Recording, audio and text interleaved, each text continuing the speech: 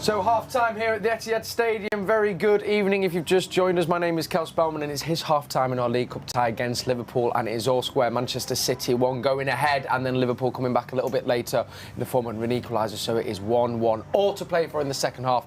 To my left you'll see we've got a cracking panel in the form of Michael Bowen, Brian Barry Murphy, Mr David James. Michael, these games never disappoint, end-to-end, and it's been no different here tonight. End-to-end. I feel City have dominated. I feel have been much better than Liverpool, but Liverpool very dangerous on the break. We know that.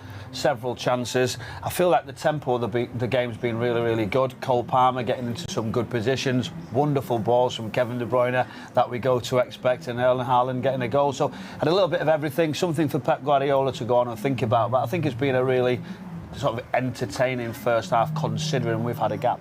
We were talking before about kind of what type of game are we coming to here, players coming back from the World Cup, where a kind of energy level is going to be at, but you were kind of saying, you know, Brian, before the game, when it comes to these fixtures, the players know, and the quality of the game has been to die for, and in particular, Kevin De Bruyne seems to have picked up where he left off. Yeah, David mentioned something I hadn't thought of in terms of the atmosphere and the amount of people who are at the game, and it feels like a full house. Yeah. And the standard of the game feels as if it's top game. It's been electric, and Kevin looks right back up to speed really quickly.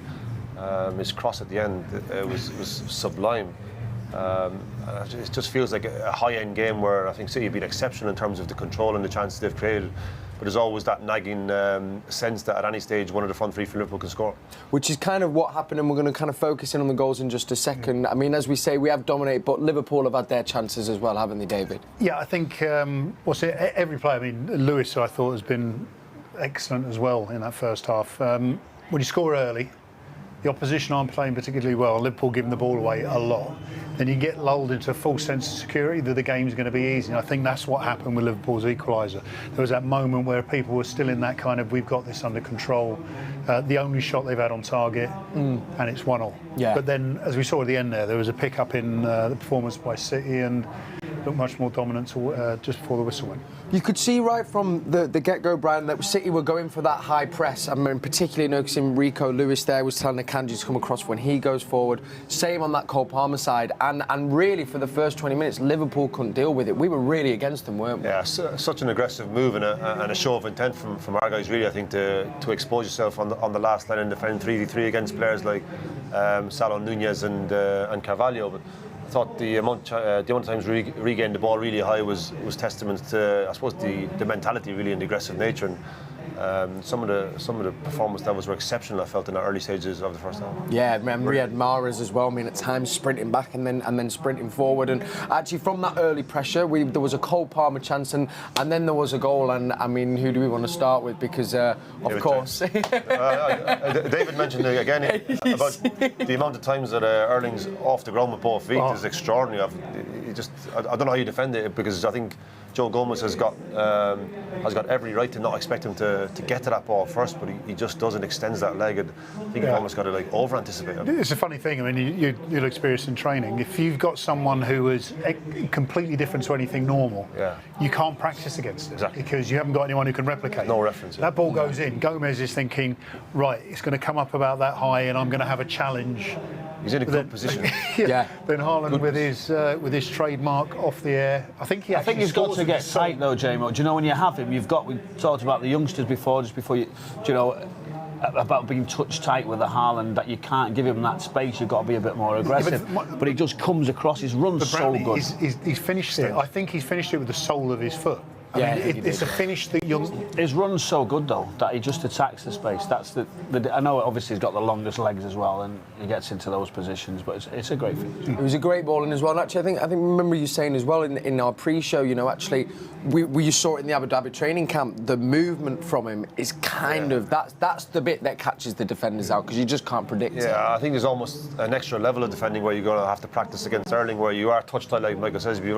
Sometimes you got to be one step, but with him you almost have to be 2 or 3 steps ahead, because he has that extension on his legs that is like no other player I've seen before. And you can see that Cole especially is looking for him pretty early. And I thought Cole has looked pretty amazing on that left-hand side in some of his play. I think he's looked much better. Yeah, I think Cole Palmer has been much more aggressive, getting to good areas, pushing it in tight spaces, and then getting forward, delivering. I thought I was wanting a bit more from him, and I said he was a bit quiet at weekend. and what position we were in. We were questioning how was he going to get on the left, but I think he's been excellent. I mean, so much so, I think James Milner had enough and he said, you know what, I'm going to take me off the pitch. But we've seen glimpses of it. You've probably seen more, Brian. He's such a skillful player with the ball at his feet, isn't it? I mean, there was a bit there when he'd already done them both and there's a time coming in, he's just dinked it over his technical ability. I think the City supporters know that he's going to be an exceptional talent. There's just signs that you can see when he starts to really express himself. He does these really expressive things and stays on the ball and can really manipulate in tight spaces.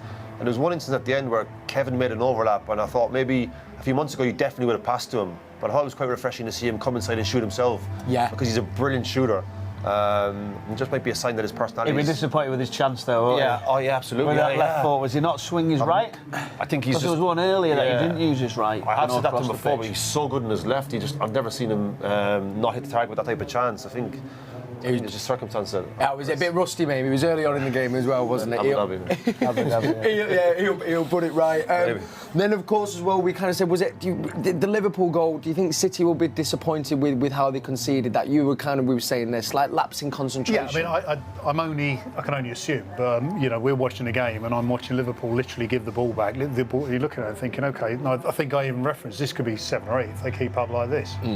And then all of a sudden they go down the end, and just the way that the passes went and the way that that it was finished off. They had the overload, Jimo, down the right-hand side, and Milner got into an unusual position from a full-back, and it was sort of, what do you do? Left-back, do I go wider? Do I stay with the centre-back, get across? And once he's in the corner of the box, he turns well, and really had too much space. They probably didn't see that coming with him going so far.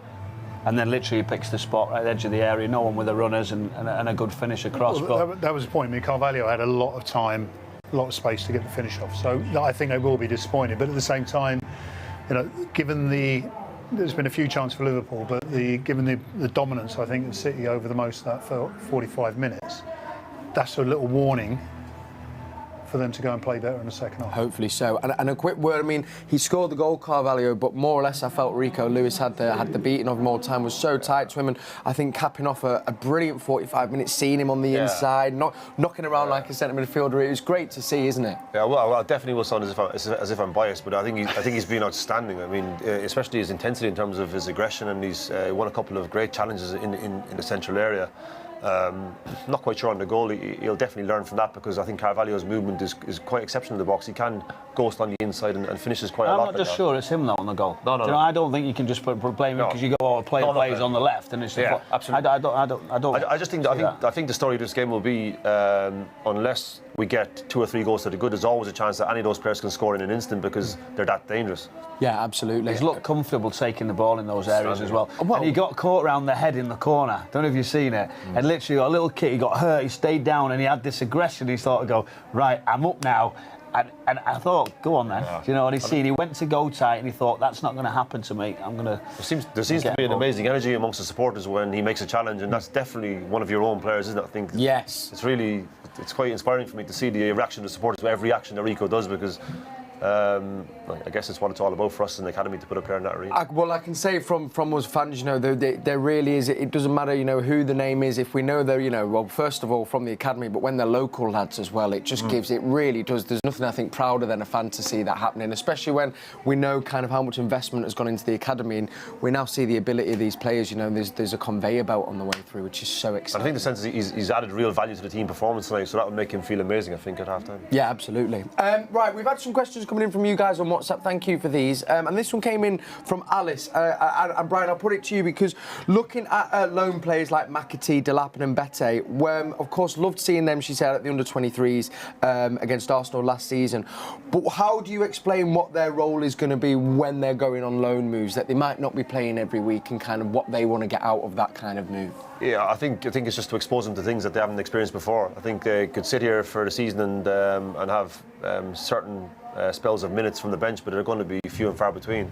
So I think to experience what it's like to fight for a place in those teams is of paramount importance to make them understand what it's like in that competitive league football. I think the Championship is a very unforgiving division and a massive education for those players. So I think the club will be looking to see how to deal with that, and then overcome the challenges of that and excel towards the end of the season, which I think we're seeing signs of. I think James will openly tell you He was probably shocked by certain aspects of Championship football when he first went in there. Yeah. But in the last few weeks, you're seeing a player who's looking more and more comfortable and is going to have a huge future when he does eventually come back. Oh, I'm so excited to have him back. And you can never underestimate, can you, the importance of making sure that experience happens at the age they're at now, and then hopefully they can bring that in a few years, Michael, I know as well, because we have so many out on loan now. And actually I think as well as playing with different players who are maybe not as gifted, do something different, learn the game. How do you contribute in a group that you go from academy, as you say, about developing the different squads, into a dressing room where it's do or die. These players are going to be after you. Yeah. It's a totally different one, and I think I just think it's gaining that experience of different games, different styles, and I think they're going to learn so much from it, and I think they're getting better and better. It takes a little bit of time. They need a bit of luck in the team that they go to, that are getting some results, that are not having change of managers. I think that's one thing that the club here look at to say about their journey, the development. Do they change their tactics and the setup to win, where really they want to have progress in that sort of system that they're brought into? Yeah. Essentially, I think we want to. It doesn't sound ideal, but you want to see them struggle and have periods of the season where it's really difficult for them, because over the last 2 or 3 years, the players referenced, James, Liam, and Luke, will have been in dominant teams, winning most of the games. So to see them have really difficult situations and how they cope with that is a key learning strategy for the players. Absolutely, bringing different aspects to their game and mentality, for sure. And this one came in from Jordan. You kind of alluded to it there, David, but he wants to know, who do you think has got the edge after that amazing half going into the next 45 minutes? I think City have, yeah. I mean, the Liverpool will be frustrated as well, because Nunes has had a couple of good opportunities, and both of them have gone wide. So he'll be saying, I need to hit the target, because Ortega at the moment hasn't made a save. But when you look at the start of the game, City were dominant. Towards the end of the game, that first half, City were dominant again. So I think that the goal was a awakener, even though the game went a little bit scrappy. But yeah, now City have still got the edge, and my 2-1 prediction should come right. It was a shame. There were some great moves, wasn't there? Do you know, we're seeing Ilkay Gundogan get into the area, good save. And we've got to clip this up wherever we can. Kevin De Bruyne's pass That is on the byline, sort of so wide to whiz it on the cross. I wish it had gone in the net, because we'd have seen that played so many It was times. I mean, sensational. It was one of the best we've seen, in my opinion, from Kevin De Bruyne. Of that ball, really? Would you say? Yeah. I mean, it's up there. When you see it go across the wall, I mean, Ake makes the header, but I think if He's he on the leaves byline. I know he. The thing It's ridiculous. I agree, because I thought he was going to cross it, and it was kind of like, all right, then go on then. And the fact that he's going round and he's put it on his completely right out of the on game. Yeah, it's frightening. He's bang on it, which is a joy to see. He's there in the tunnel, which means we're going to hand back over to our commentary team, which of course is Alistair Mann and Andy Morrison on the City app. Then come join me and my guests at full time, and hopefully we'll be talking about a Manchester City win. Predictions are still very much intact in the studio, so let's see if anyone's right at full time. Come on, City.